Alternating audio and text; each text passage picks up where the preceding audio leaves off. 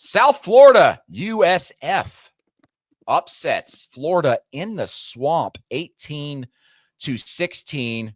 And what do you know? A Grammatica wins it for him on a walk-off field goal, USF. Boy, guys, the Bulls have won back-to-back games against ranked opponents. First time an unranked team has done that since, I think, 2018. The third team only since 1995. They're rolling right now. And as much as we're going to give them kudos, and we'll discuss a little bit, oh gosh, what the heck is going to happen to Billy Napier? I mean, he was on the hot seat last year, got it going late, won some games, stuck around. And as John Talty wrote this morning in a column, Athletics Director Scott Stricklin was very supportive of Billy Napier last year, even when they were struggling, and then they won. And so it kind of reset the stage a little bit for this year. But there's no hiding from losing to USF, a program, a group of 6 program that's 90 minutes down the road in your own state. John, I'm going to go to you first, man. This ain't a good look, and it might be one of the last looks we get from Billy Napier.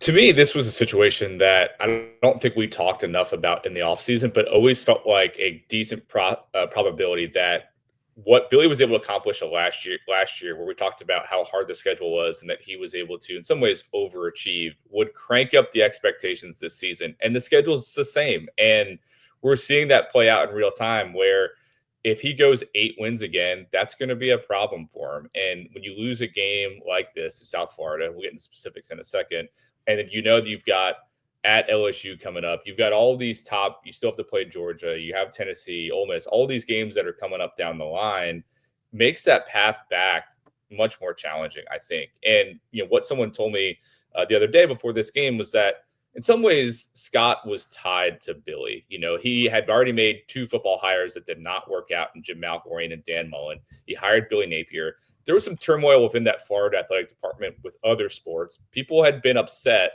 And Scott, I think, in some ways felt like he was tied to him, that he had to defend him, because if Billy went down, he might be going down too. They're able to kind of hold things off. They win a national championship. Scott just gets a 5-year contract extension to 2030. And as this person put it to me, he doesn't have to be tied to Billy this year the way that he was a year ago. He might have now the job security to say, you know what, it's not working out. Let's make a different move, and have the power to do that now that he has this long contract. So I think that's something that's not good for Billy. Again, he has a great opportunity coming up here against LSU to kind of get the train back on the tracks, but it's going to be challenging for him. They did not look good. I think, you know, credit to UCF. They did an incredible job. Defensive coordinator, Todd Golden did an incredible job. And I think that puts Florida and Billy Napier in such a challenging spot moving forward. You mentioned the schedule for Florida. Their next 3 games are against teams currently, heading into Sunday, ranked 7 or better. Number 3 LSU, at number 5 Miami, another in-state foe and rival, and then number 7 Texas. And then the 4th game after that, just another top 20 team, Texas A&M on the road. You mentioned it. The schedule just is not going to get easier. In fact, it gets much tougher. And then even down the stretch, you still got number 4 Georgia. You're at number 20 Ole Miss, number 22 Tennessee, number 14 Florida State. It seems like, listen, last year, I remember Richard Johnson and I wrote a story when they got off to that bad start, and the feeling among the booster circuit and the people there was like, this guy's toast. He's done. But as you said, Scott Stricklin showed confidence in him, convinced everybody, let's wait. And then they won some games. He's going to have to do it again somehow, some way. But after what we saw, just the same things. Well, I just hit the table so hard the lights flickered. The same things. All right, Brian Kelly. Yeah. The same things that we continue to see with Florida under Billy Napier popped up. Like everything was perfectly packaged together. His tenure, right? The weird penalties, mistimed penalties. You have a player completely undisciplined, spitting in the face of a USF player for a big game-changing, potentially flag. You've got some weird play calling, just strange play calling. They're in the final 3 minutes of the game. Florida gets the ball back with a chance to ice the game. They end up only having the ball for what, like 13 seconds? They're throwing the ball. Like, what the hell are we doing? I don't know. This just, I can't imagine how Florida fans are feeling this morning, but just seeing like simple little stupid things like that over and over again has got to be getting under the skin of everybody.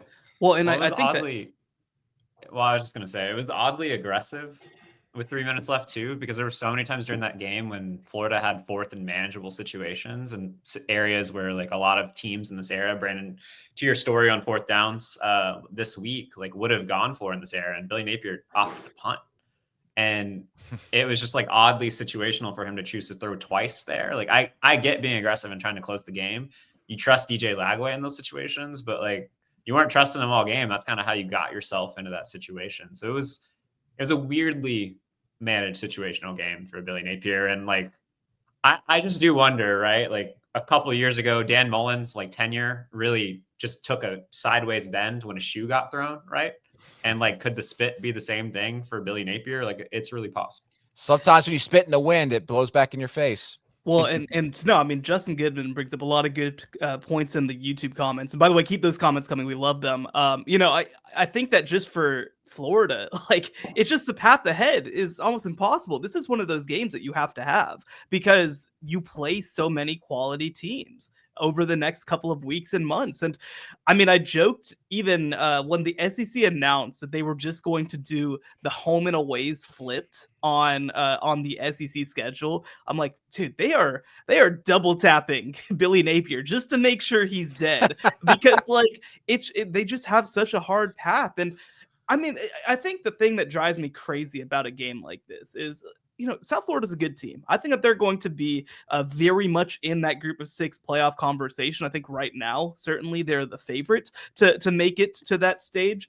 especially after what they did to Boise State last week. But it's just like you talk about, it's the mistakes. It's the same old things over and over again. Bad game management, player personnel penalties. And then, I mean, again, you even look at having, a guy who is talked about as one of the highest profile quarterbacks coming into the year. And, he only throws for 222 yards in that game against South Florida. I understand they've had injuries at the receiver position, but that's just not good enough. You have to get more out of this team and this roster to have a chance to be successful in the Southeastern Conference. And Florida and Billy Napier, while I think they've built a pretty good roster, just have not shown any ability to do that. Yeah, I mean, they did a pretty good job this offseason helping situate that roster, I thought. And it's just not coming together early in the season.